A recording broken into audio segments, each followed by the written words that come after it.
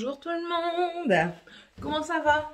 Je descends. Oui, je viens d'aller filmer ce make-up-ci. Attendez, vous allez mieux le voir après. J'ai pas envie de me casser la gueule. Vous allez mieux le voir après. Vous allez mieux le voir après. J'ai filmé ce make-up-ci pour un IGTV, un deuxième. Pourquoi je mets pause? Non, t'enlèves le son, Céline, c'est tout.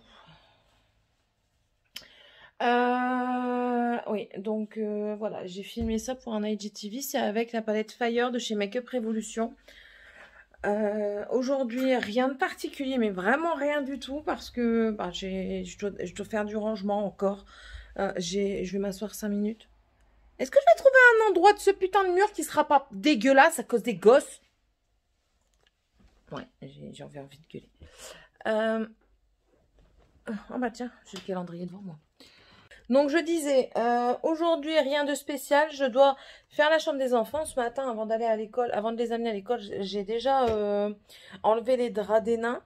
Du coup, ils sont déjà à la machine. Je vais pouvoir elle est finie, donc je vais aller les chercher et les pendre et je vais faire tourner notre machine, hein, clairement. Ensuite, qu'est-ce que je fais? Bah, du coup, les chambres, hein. Je vais faire les chambres, des lessives aujourd'hui. J'ai pas mis les enfants à la cantine, mais ils y vont le reste de la semaine. Ce midi, c'est un reste de paella que j'ai eu chez ma maman. Et ce soir, ce sera des chicons au gratin. Parce que j'ai fait cuire mes chicons hier et je les fais ce soir. Quoi d'autre? Je vous ai dit que ça, c'était pour IGTV. Au pire. Hein. Calendrier de l'Avent, ça va aujourd'hui, il n'est pas trop mal. C'est un gel douche, je crois. Il ne veut pas sortir. Il veut pas. C'est quoi ça? Non, mais mes cheveux en ce moment. Oh, c'est une cata. Hein. On va faire comme ça. Non, c'est une cata, mes cheveux en ce moment. Voilà. Allez, défonce le truc. Un gel douche à la senteur vanille gourmande. Attendez, je le sens. C'est bon. C'est ça. C'est mieux qu'hier. Hein? On se rappelle d'hier? Le pot tout pourri, là, qui est encore là-bas. Voilà, donc c'est lui. Et il sent très bon. Donc ça va. Je vais le mettre en haut juste après. 10 jours. Il reste 10 jours avant le réveillon. Eh ben, quand même. Hier, je suis allée donc à Carrefour. Et qu'est-ce que vous prenez pour un petit garçon de 4 ans? Il n'y a rien à Carrefour. Et puis même, qu'est-ce que vous prenez un petit garçon de 4 ans? Je sais pas, moi. Moi, je sais pas, je suis perdue. Vous avez plein de choses pour les filles, mais pour les garçons, c'est chiant, quoi. Du coup, je vais regarder la liste à Papa Noël. Heureusement que j'ai prise en photo parce qu'elle est partie à la poste. Mais bon, voilà, quoi. C'est pas facile hein, d'avoir un garçon. Enfin, c'est tout. C'est tout. Moi, c'est tout. Je voulais rien d'autre vous raconter. Moi, j'ai pas grand-chose aujourd'hui. Hein. Aujourd'hui, je pense que je vais quand même faire la vidéo du livre. Ça plaît pas à tout le monde, mais c'est pas grave. Les livres que j'ai lus, les derniers livres que j'ai lus. Et oui, vous aurez ça. Et là, ce matin, avant de continuer les chambres, je vais aller faire la miniature de ma vidéo d'hier parce qu'elle n'est pas sortie hier, elle sortira ce matin. Et ce soir, vous aurez celle-ci. Hier, je n'ai vraiment pas eu le temps et on a dû aller chercher les pizzas. Après, on a mangé les pizzas. Enfin, voilà, tout simplement. Bon, allez, je vais y aller. Je vais pas regarder l'arrière de mes cheveux. Oui, je me recoiffe avec vous. Je préfère quand je suis comme ça. Vous voyez pas trop mes cheveux. Ouais. Allez, je vous laisse parce que ça sert à rien de vous garder plus longtemps. Je vous reprendrai tout à l'heure pour faire mon point lecture, on va dire. Et puis c'est tout. Ouais, c'est tout. Allez, à tout à l'heure.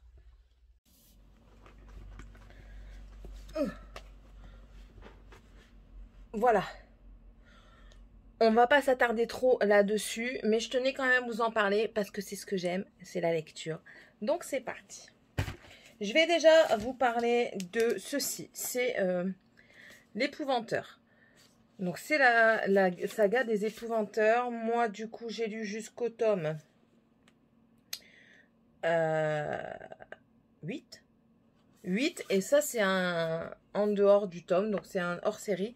Donc, l'épouvanteur, c'est une histoire fantastique où nous avons un personnage qui est l'épouvanteur et qui traque les créatures malfaisantes, les sorcières, les gobelins et tout ce qui s'ensuit, pour les emprisonner ou les anéantir. C'est très bien. Ils disent que c'est à ne pas lire la nuit. Pour les ados, oui, franchement, par moment, je le déconseille parce que ça peut faire peur. Je me trouve un peu basse quand même, là.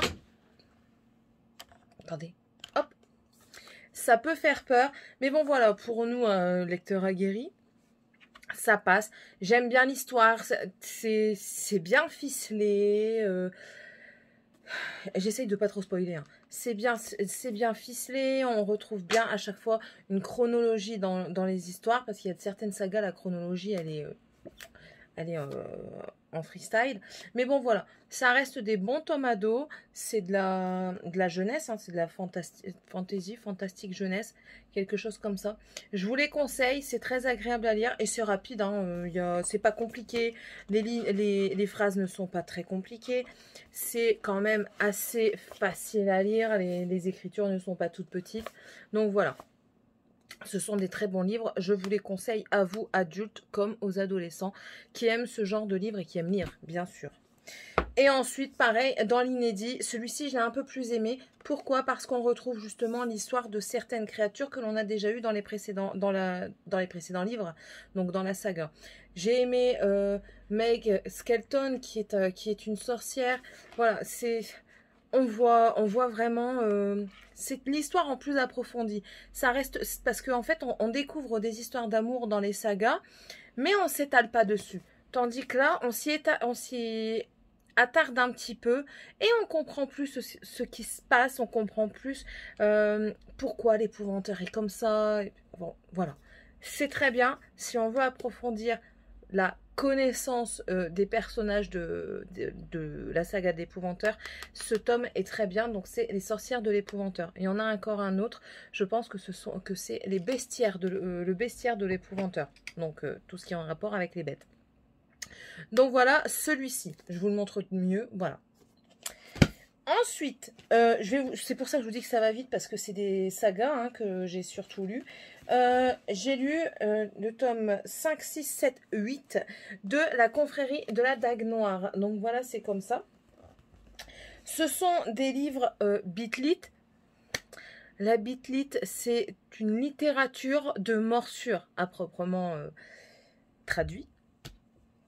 Mais bon, voilà. En fait, ça, dedans, vous avez, surtout dans cela... Excusez-moi. Oui. Donc, je reviens. Je réenlève mes lunettes. Voilà. Donc, celui-ci, c'est le 6. Donc, l'amant consacré, l'amant vengeur, l'amant délivré et l'amant réincarné. Donc, en fait, vous l'avez lu. Enfin, vous l'avez compris. L'amant, dedans, il y a quand même pas mal de scènes érotiques. Voilà. C'est très explicite. Je ne pense pas que ce soit fait pour les adolescents. Par exemple, ma fille de Morgane, je ne lui dirais pas de lire déjà ces livres-là.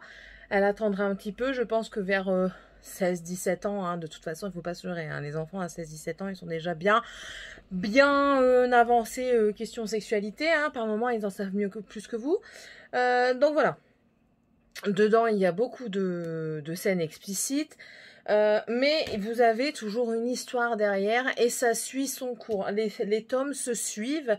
Vous pouvez et ne pouvez pas passer d'un tome 1 par exemple au tome 3 parce que dans le tome 2, vous avez une histoire aussi. Vous ne pouvez pas parce que sinon vous n'avez pas la continuité de l'histoire et vous pouvez parce qu'en fait chaque tome traite d'un personnage particulier. Celui-ci c'est Fury par exemple. Vous ne connaissez pas mais je vais vous dire. Là c'est Fury. Ici l'amant vengeur c'est Vengeance. Voilà. C'est des vampires qui sont dans une société, la société humaine, mais qui doivent garder leur race secrète. Enfin, voilà, il y a des personnes qui essayent d'exterminer la race vampire, qu'on appelle ça des éradiqueurs. Et moi, je trouve cette saga très bien, elle est très intéressante. ça reste un tout petit peu toujours la même chose parce que dedans, bien sûr, on a toujours un petit peu une histoire, on a une histoire d'amour, hein, pas un petit peu, on a une histoire d'amour avec chaque personnage, mais ça fait plaisir parce que chaque personnage est différent. Vous n'avez pas un personnage qui ressemble à l'autre. Il y a le roi, il y a Viz, il y a Torment, John, Xex. Voilà, c'est... je vous ai sorti les noms, vous connaissez pas, hein, mais bon. C'est pour moi une très bonne saga qui traite un tome par personnage. Si vous aimez ce genre de livre, vous pouvez y aller. Je trouve que c'est une très bonne saga. J.R. Ward est un très bon auteur. Il sait tenir son lecteur en haleine. Moi, je vis mes lectures. Je le dis à chaque fois, mais moi, je vis mes lectures. C'est-à-dire que s'il y a un truc qui est marrant dedans, je me chope une grosse barre dans la vraie vie. Mon mari m'entend, il me dit « tu es complètement taré ». Je me retrouve en train de pleurer devant mes lectures, de rigoler, d'avoir des sentiments, non, mais des ressentis, voilà. Des ressentis tels que pas la jalousie, comment on a dit oh là là. La haine de certaines personnes qu'on vous décrit dans les livres parce qu'elles s'en sont pris à votre personnage préféré. Enfin bref, moi je vis mes lectures et heureusement que je lis pas de livres pornographiques. Hein. Vous imaginez? En pleine journée, tout en lisant, je jouis. Non mais, où allons-nous? Bon allez, trêve de plaisanterie. Quoique de toute façon, voilà quoi. La confrérie de la Dague Noire, je trouve que pour le moment, c'est une très bonne série. Chaque personnage est traité comme il se doit. On trouve, il y a toujours une corrélation avec les autres. Franchement, moi, j'adore. J'adore. Là, je suis en train de lire le 9e et j'adore ça. Voilà. Donc, ceci était pour la confrérie de la Dague Noire. Alors ensuite, j'ai lu La domination des sens, c'est l'édition Piment Rose, donc voilà. Donc c'est un petit peu dans le même truc, il y a un petit peu d'érotisme dedans, mais l'histoire est très belle. L'histoire est très belle, pourquoi? Parce qu'elle traite d'une personne lambda, avec des formes, des rondeurs, elle n'est pas parfaite, c'est pas un mannequin, c'est pas un top, c'est pas une bombe, mais voilà, c'est une dame de tous les jours, voilà. Personne n'est parfait, et ben l'auteur montre l'imperfection des gens dans ce bouquin et montre également que malgré ses rondeurs, elle peut plaire à quelqu'un qui est décrit comme très beau. Elle-même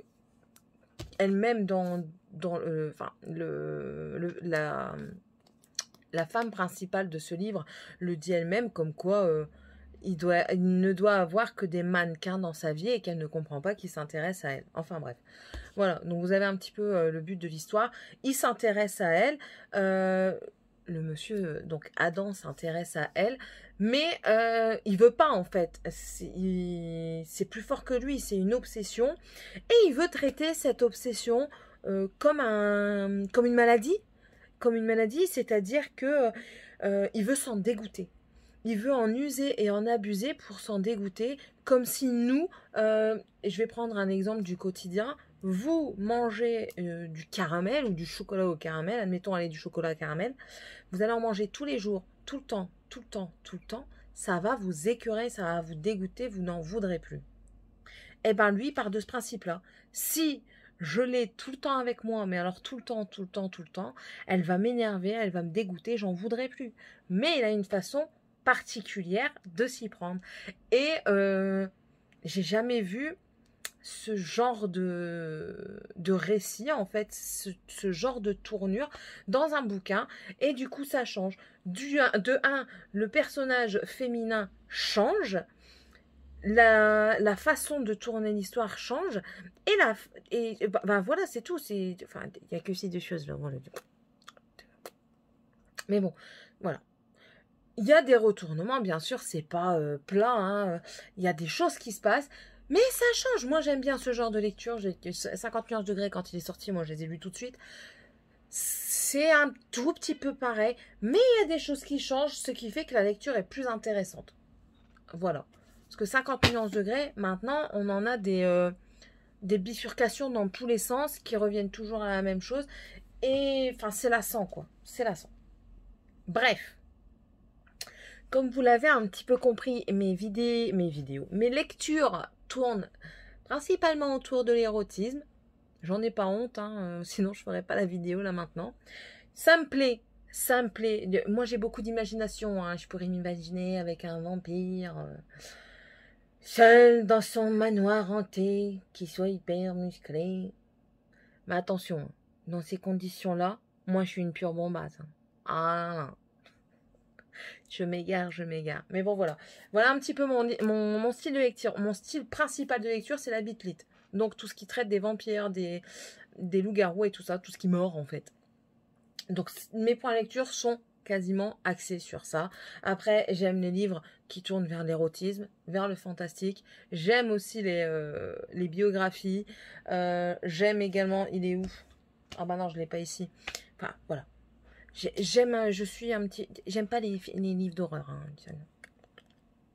Non, non, non, non. Donc voilà.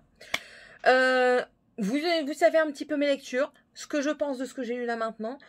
Je continue encore, même si c'est en ce moment en PDF. Donc c'est un e-book que je lis. Je vous ferai part quand j'en aurai plusieurs qui viendront à la suite, enfin qui s'empileront. Je vous ferai part de mon prochain point lecture. Voilà. En tout cas, j'espère que cette vidéo vous aura plu. N'hésitez pas à mettre un pouce en l'air si c'est le cas, à me dire vous, si vous aimez lire, quelles sont vos lectures que vous préférez. Dites-moi un petit peu une lecture que vous me... Comment dire? Je reviens jamais sur mes mots. Hein. Que vous me conseillez de lire, admettons, la semaine prochaine. Et puis, on en reparlera ensemble, ça me fait plaisir. N'hésitez pas à me laisser un message aussi sur Instagram. Hein, même si en ce moment, j'y suis plus beaucoup, je check quand même mes messages de temps en temps. Voilà. N'hésitez pas à vous abonner si c'est toujours pas fait. Ça fait plaisir, ça m'encourage, c'est gratuit. Et puis voilà. Allez, on se retrouve demain dans la prochaine vidéo. Et je vous dis bye bye.